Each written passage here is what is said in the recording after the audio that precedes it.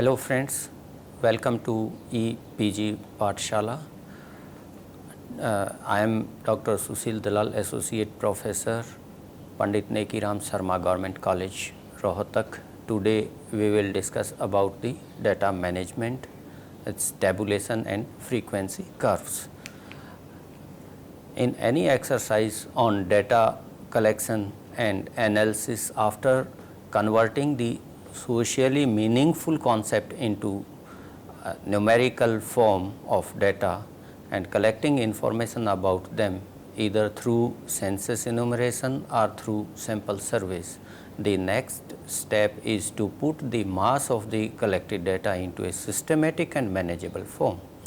We cannot refer the raw data into any text or report as it will be too lengthy and found in a random order. Therefore, the data set is needed to be transformed into a systematic and manageable form.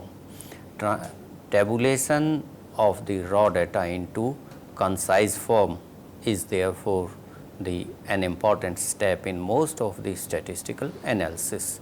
Tabulation serves the dual purpose of putting the data into a systematic as well as in a manageable form. It not only puts the data into a concise form, but also arranges the data into a systematic form. Tabulation. After the data is arranged into a frequency table, it will become much easier to handle it for further statistical analysis, and it can also be easily referred to in anywhere in the text. The raw data for this purpose can be transformed into the group as well as ungrouped frequency distribution tables. Frequency distribution table. We can collect the data from the field. It is found not in any order.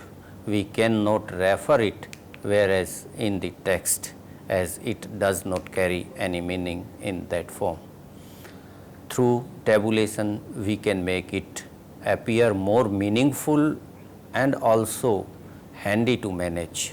The raw data is converted into the small groups and number of observations falling in each group are recorded. The observations falling in a group are considered as similar by classifying the data into groups. In tabulation, we remove the minor differences in the data and retain the major differences. In a frequency distribution table, we have two columns. First column gives the range of the group known as class, and the second gives the frequency of each class, that is the number of the observation falling in each class. There are two types of frequency distribution. Number one, ungrouped, and number two, grouped. Ungrouped frequency distribution table. In an ungrouped frequency distribution, the classes consist of the fixed number and is used for the data which is uncontinuous by nature and cannot occur in fraction, like size of the family, number of schools, number of floods in a year to a river, and so on. The range of the discontinuous data generally is not very large. An ungrouped frequency distribution table may to like one given on the screen. Grouped frequency distribution table.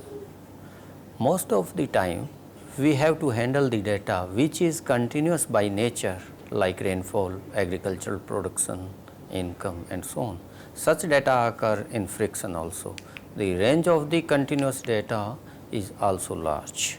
In such cases, instead of the fixed number of variables, the classes are formed into the ranges known as classes, and the number of observation known as frequency falling in each class is tabulated. A hypothetical frequency distribution table of the group data of the daily rainfall of 90 days of a season of an area may look like one given here on the screen. The table shows the distribution of the daily rainfall of 90 days of an area in millimeter.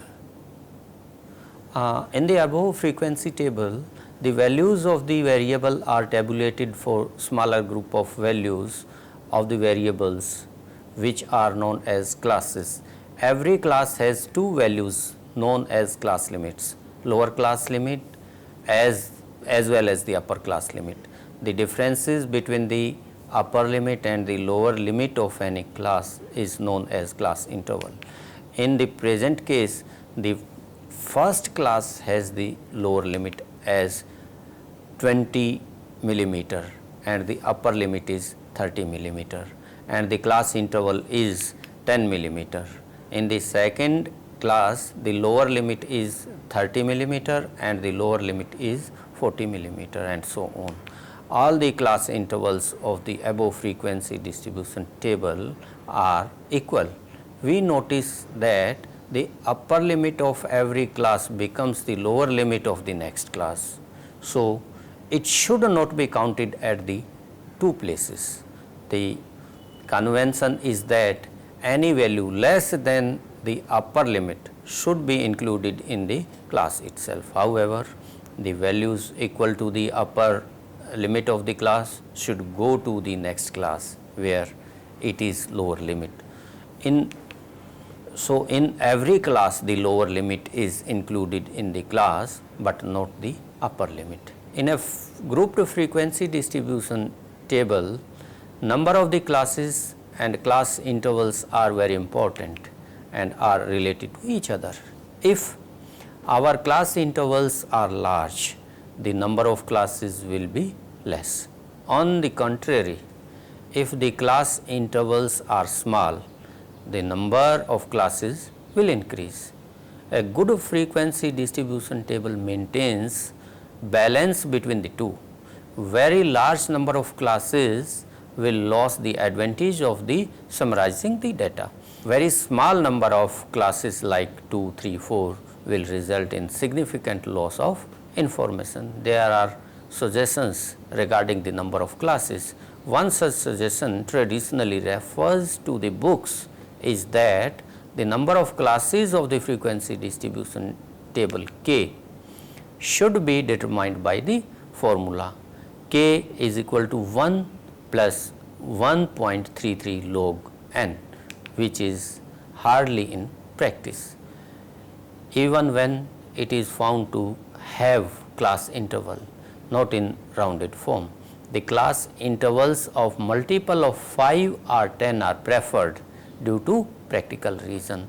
Unequal class intervals, the differences between the upper limit and the lower limit of a class is known as the class interval, which may be equal or may not be equal of all the classes.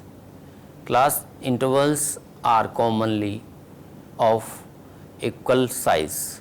In the same case, however, the equal class intervals are not required also. For example, the tabulation of the urban settlement whose size in India varies from below 5,000 population to 12,044,200 population, which is the highest population of Mumbai as per 2011 census, uses unequal class interval due to the range of the variations in data.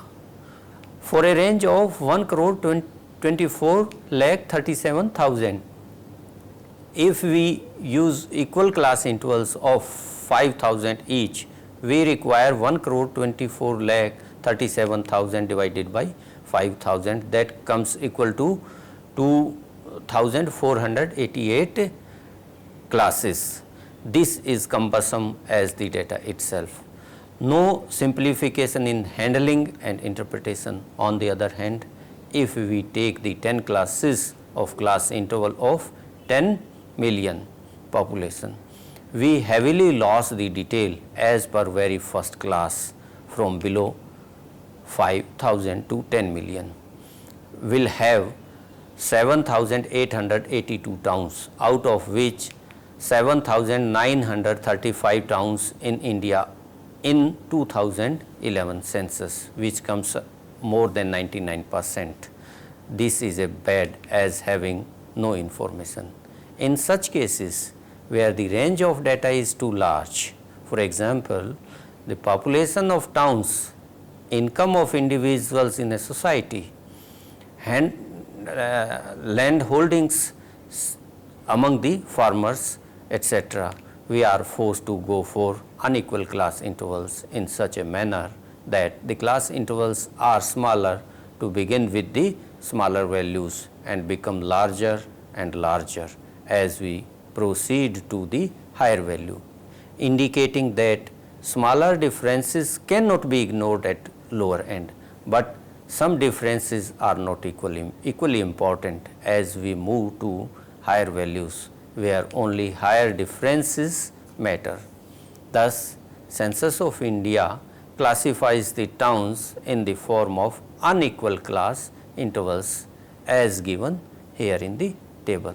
Size of class distribution of town India as per 2011 census. Either for equal or for unequal class intervals, the choice of the class interval is crucial. For equal class intervals, one has to decide about the number of class intervals only. Range of data divided by the number of classes will be determined by class intervals. Often the researchers marginally alter it also to suit their convenience. For example, if the class interval as per the calculation are found to be 19.73, one can change it to 20 for the ease of the computation and interpretation. There are no hard and fast rule regarding the number of classes. The guiding principle is that they should not be too many or too less. Commonly their number lies between 9, 10 to 12, 15. For unequal class intervals, the number of classes are generally less, as each class represents a category of data and there should not be large number of category to avoid confusion. For example, in case of the census classification of towns of India, class intervals correspond to well recognized 6 classes of towns. What is more important in such cases is the understanding of the researchers to convenient the data into meaningful categories. What is more important in such cases is the understanding of the researcher to convert the data into meaningful category.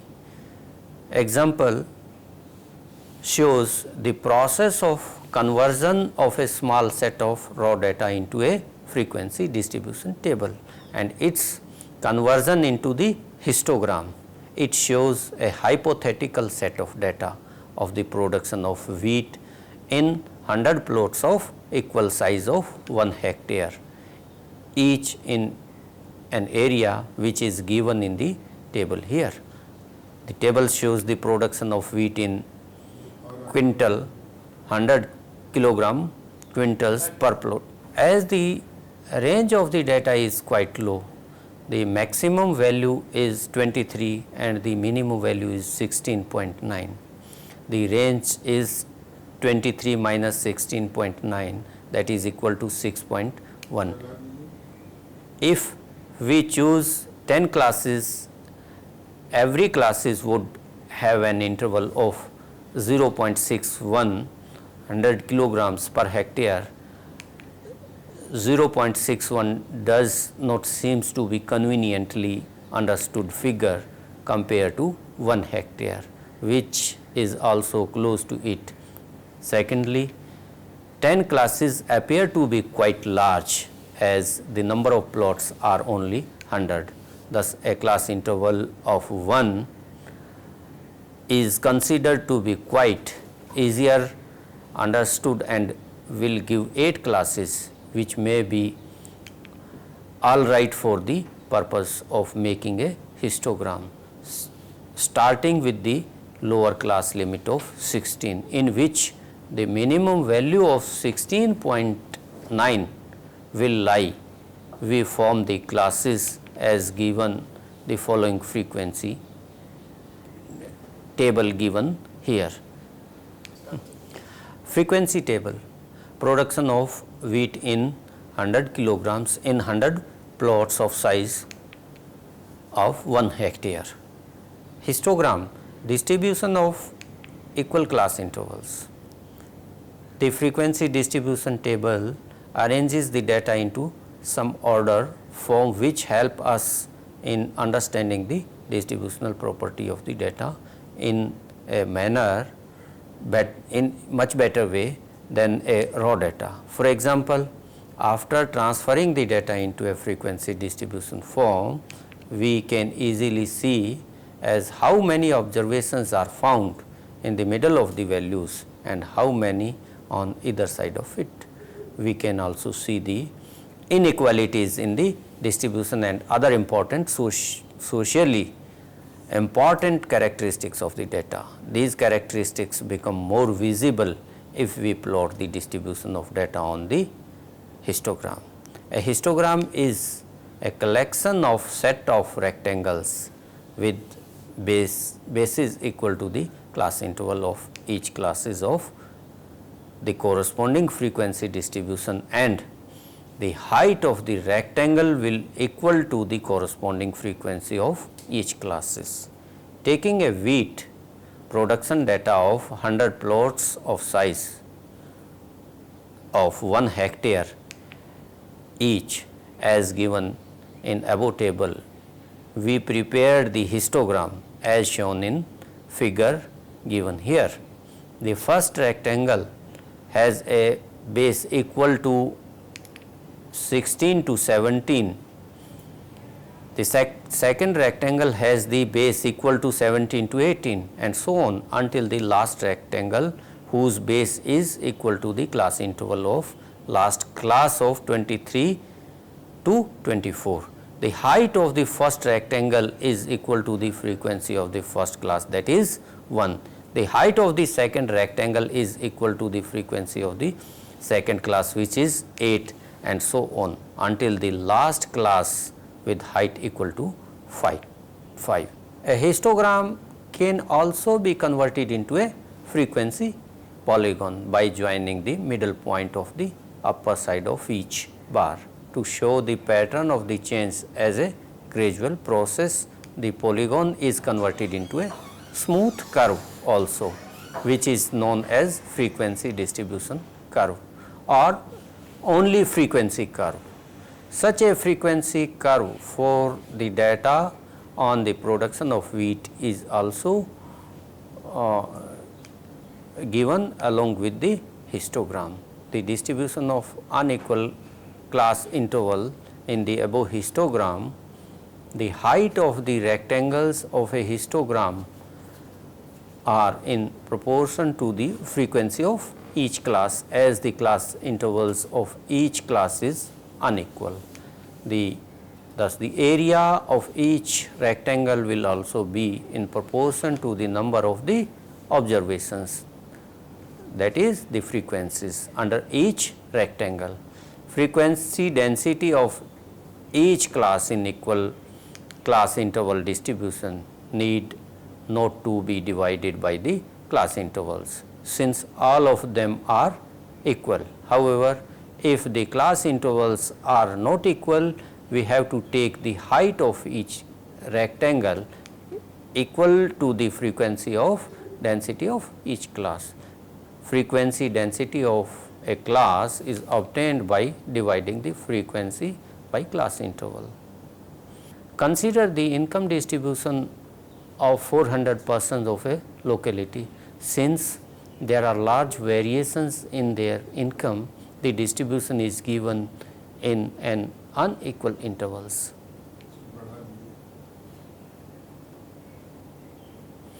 A histogram without frequency density will give a distorted image. Thus, before making a histogram, we have to find out the frequency density for each class as shown here.